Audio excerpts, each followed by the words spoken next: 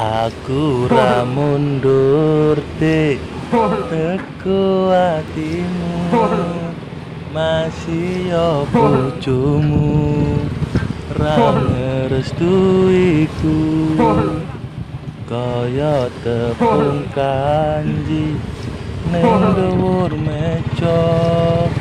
Yen Gusti ngrestui bojomu iso apa?